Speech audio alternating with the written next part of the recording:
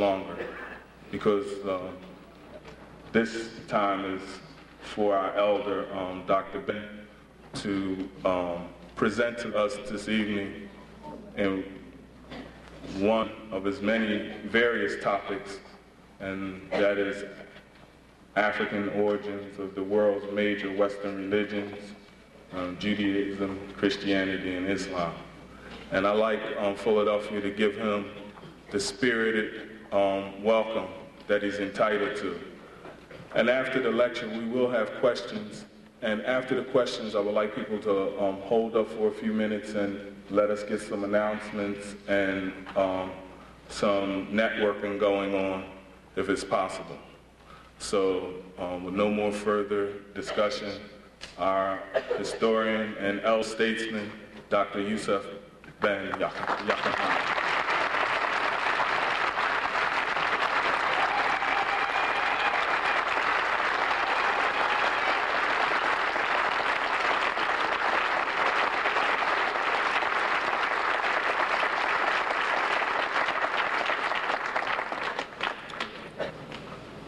I would like to thank you for that resounding welcome,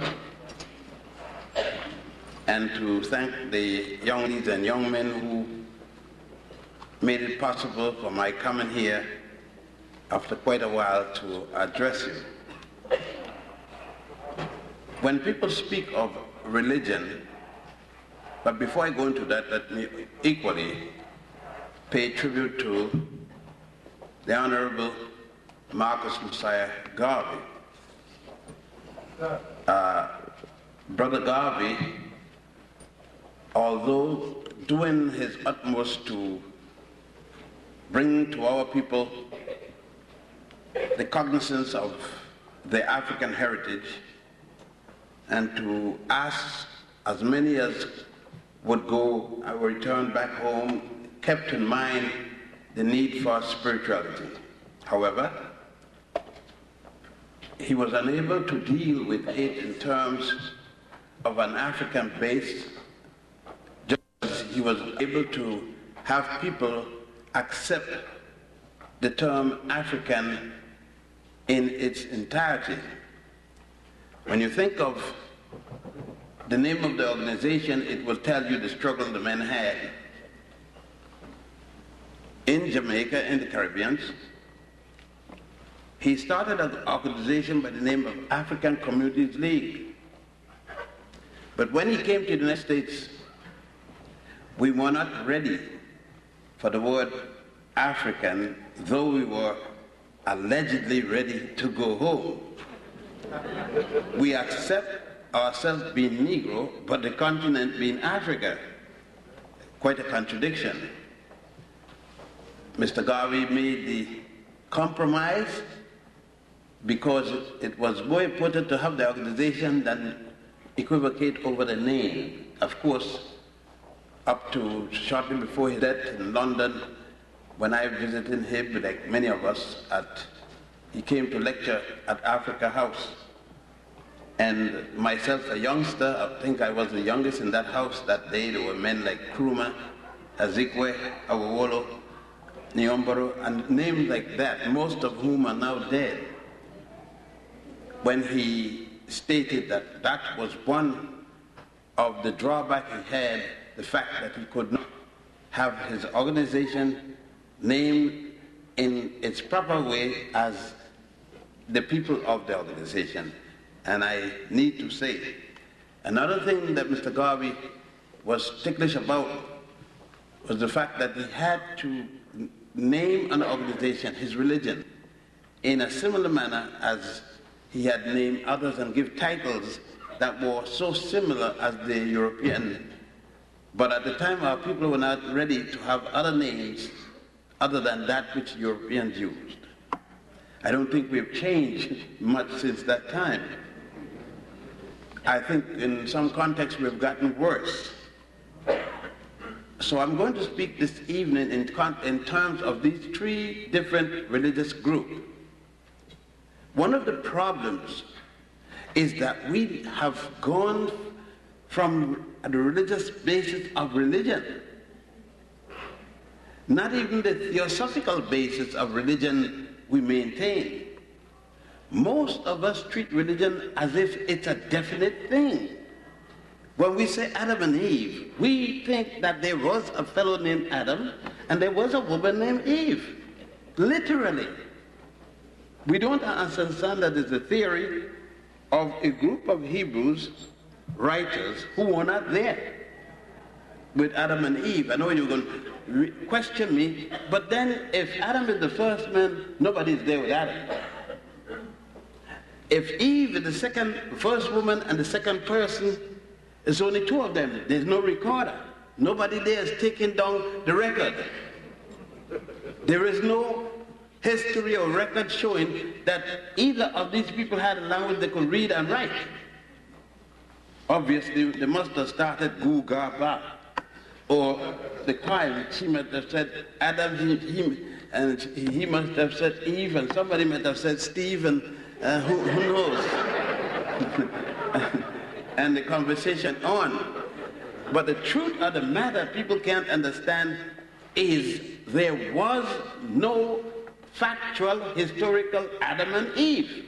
And it's the hardest thing to get our people to understand.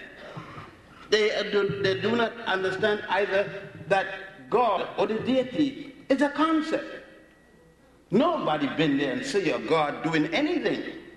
It is the belief of man. Nothing wrong with it. Go ahead and believe it. But what I'm interested in is that we understand the difference between belief and knowledge. I know that I'm standing here. I'm not going to argue the question with you. I know this. I don't believe I'm standing here. I know. I believe somebody is standing outside behind this wall named Jane with a red coat on. I believe so. I'm not going to bet on it. I won't bet a penny because I don't have the fact. I believe so. I believe that when I die, I'm going to resurrect. I'm not going to bet. I could bet you. I bet you $1 million now to $1. Because if I die, you're not going to collect before you.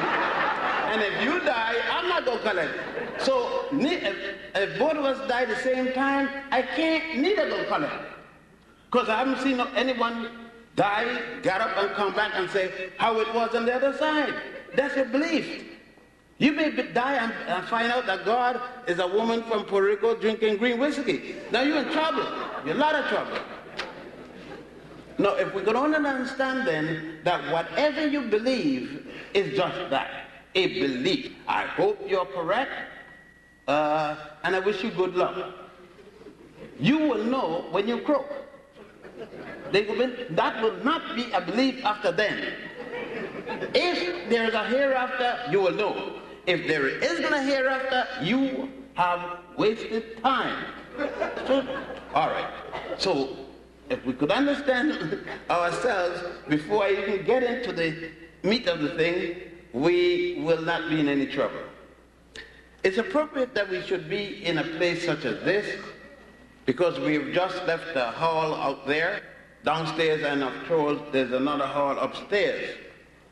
Much of the articles, or many of the articles, and many of the artifacts you have seen upstairs are based on the concept of